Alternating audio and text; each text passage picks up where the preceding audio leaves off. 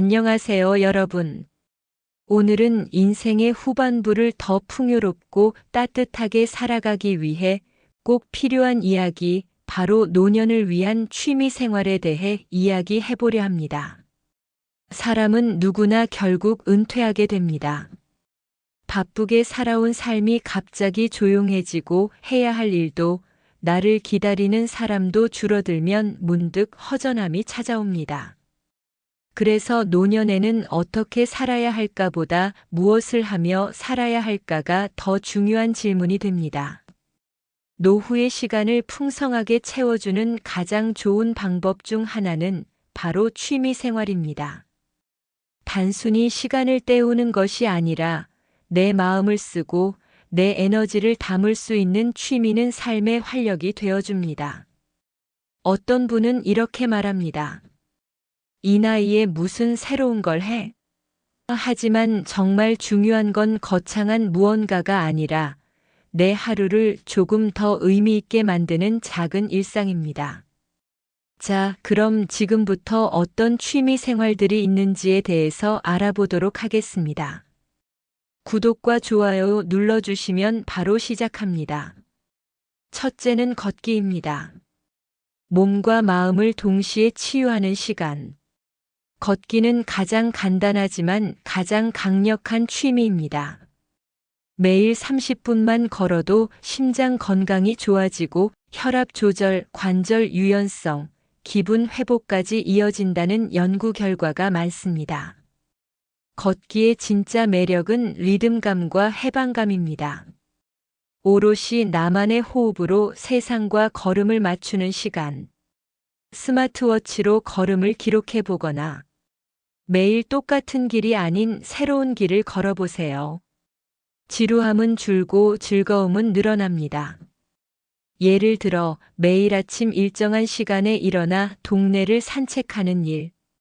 이 단순한 습관 하나만으로도 몸이 덜 아프고 기분이 더 안정된다는 걸 경험하는 분들이 많습니다. 산책은 단순한 운동이 아닙니다. 세상을 바라보는 눈을 바꾸고 마음을 가라앉히는 명상 같은 시간이 되기도 합니다. 한 70대 어르신은 하루 만보 걷기를 꾸준히 이어오시며 당뇨 수치가 낮아지고 우울감도 거의 사라졌다고 말합니다. 자연 속에서 걸으니 마음이 다시 살아나는 것 같더라는 말씀이 인상적이었습니다. 둘째는 손글씨 쓰기입니다. 내 마음을 손끝으로 꺼내는 시간. 나이 들수록 글이라는 건 점점 더 특별해집니다. 손으로 글을 쓰는 일은 단순한 기록이 아니라 내 마음을 다독이고 기억을 붙잡는 시간입니다. 집 근처 동사무소나 문화센터에 가면 무료 캘리그라피나 손글씨 강좌가 열리기도 하고, 요즘은 유튜브로도 혼자 충분히 배울 수 있어요. 멋진 글귀를 쓰고 액자에 담아 벽에 걸어보세요. 혹은 그 글을 엽서에 담아 친구나 자녀에게 보내는 것도 좋습니다. 내 손으로 만든 무언가가 생겼다는 건 내가 아직 생기 있고 능동적인 존재라는 걸 알려주는 증거입니다. 셋째는 텃밭 가꾸기입니다. 작지만 확실한 생명의 손길. 흙을 만지면 마음이 안정된다는 말 들어보셨나요? 작은 텃밭이든 화분 몇 개든 무언가를 키운다는 건 결국 나 자신을 돌보는 일입니다. 옥상이나 베란다에서 화분 하나로 시작해 보세요. 토마토, 고추, 상추, 허브처럼 키우기 쉬운 것부터. 한 은퇴하신 어르신은 주말 농장에서 채소를 기르며 수확한 작물을 이웃과 나누는 삶을 사십니다. 밭에 갈 일이 생기니까 매일이 기다려져요. 그분의 말 속에는 외로움이 전혀 느껴지지 않았습니다. 넷째는 사진 찍기입니다. 지나가는 삶을 붙잡는 기술. 스마트폰 하나면 누구나 사진작가가 될 수 있는 시대입니다. 오늘 창밖의 햇살, 공원의 핀 꽃, 손주의 웃는 얼굴, 혹은 내가 만든 한 끼 식사. 그 모든 장면은 지나가면 끝이지만 사진 한 장으로 남기면 추억이 되고 기록이 됩니다. 계절이 바뀔 때마다 같은 장소를 찍어보세요. 내 삶의 흐름도 자연처럼 흘러가고 있다는 걸 느낄 수 있어요. 사진은 삶을 더 선명하게 만들어주는 예술입니다. 다섯 번째는 요리입니다. 나를 위한 따뜻한 식탁. 요리는 생존이 아니라 자기 돌봄입니다. 혼자 계신 분일수록 식사는 더 정성스럽게 준비해 보세요. 나를 위한 국 한 그릇, 내가 좋아하는 반찬 하나. 그게 삶의 리듬을 만들고 자존감을 높여줍니다. 한 분은 매일 다른 반찬을 만들며 혼밥 브이로그를 유튜브에 올리기 시작하셨어요. 이게 별건가 했는데 사람들과 이야기하게 되니 삶이 풍성해졌어요. 요리는 그렇게 새로운 세상과 연결되는 다리가 됩니다. 여섯 번째는 악기 배우기입니다. 내 손으로 만들어내는 음악. 우쿨렐레, 하모니카, 피아노. 악기는 어렵게 느껴지지만 단 한 곡만 연주해 보면 삶이 달라집니다. 손가락을 움직이고 음을 따라가다 보면 잡생각이 사라지고 집중력도 올라갑니다.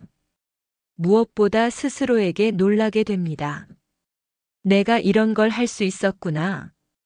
그 감정은 노년기의 가장 강력한 활력소가 됩니다. 일곱 번째는 글쓰기입니다. 기억을 되새기고 감정을 정리하는 힘. 하루를 돌아보며 한 줄이라도 적어보세요. 좋았던 일, 아쉬웠던 일, 문득 떠오른 생각 한 토막. 일기는 감정을 밖으로 꺼내어 숨쉬게 해주고 내가 지금 어떤 사람인지 들여다보게 해줍니다.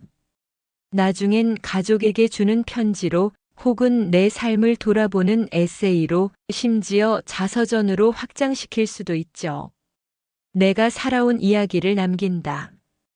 이건 자기 존중의 표현이자 다음 세대를 위한 선물입니다. 여덟째는 봉사입니다. 나는 여전히 필요한 사람이라는 감각. 봉사는 거창하지 않아도 됩니다. 동네 아이들에게 책 읽어주기, 복지관에서 식사 배식 돕기, 혹은 독거 어르신 안부 전화 한 통. 작은 도움이지만 그걸 받은 사람은 하루 종일 따뜻해지고 도운 나도 나는 누군가에게 필요한 존재야라는 감각을 얻습니다.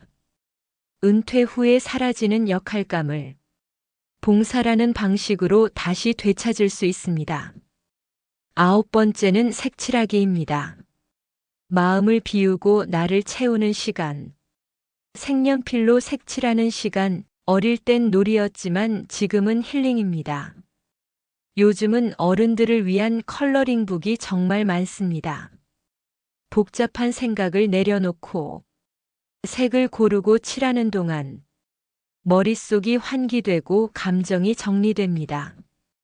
그림을 잘 그릴 필요는 전혀 없습니다. 색으로 나를 표현하는 것, 그 자체가 치유입니다. 열 번째는 여행입니다. 새로운 시선으로 삶을 바라보는 법. 꼭 멀리 떠나지 않아도 됩니다. 전철 타고 갈 수 있는 절, 근처의 오래된 시장, 계절 따라 변화하는 공원 하나. 여행은 장소가 아니라 감각의 변화입니다. 한 어르신은 매달 동네 다른 공원을 찾아 산책을 하며 내 안의 사계절을 느끼신다고 했어요. 노년의 여행은 인증샷보다 느낌을 남기는 시간입니다. 우리가 살아가는 하루하루는 결국 우리의 선택으로 채워집니다. 취미는 그 선택 속에서 나를 살리는 길이 됩니다. 거창하지 않아도 괜찮습니다. 딱 하나 오늘부터 할 수 있는 것부터 시작해 보세요. 그 한 가지가 당신의 노년을 고요하지만 깊고 단단하게 만들어줄 것입니다. 취미를 통해 우리가 얻을 수 있는 건 건강, 활력, 인간관계, 감정치유, 자기만족 등 정말 많습니다. 무엇보다 중요한 건 내가 주도적으로 하루를 산다는 감각입니다. 누가 시켜서 하는 게 아니라 내가 좋아서 하는 일. 이 감각이 살아있을 때 노년의 삶은 절대 무기력하지 않습니다. 여러분, 인생은 길고 노후는 생각보다 더 깁니다.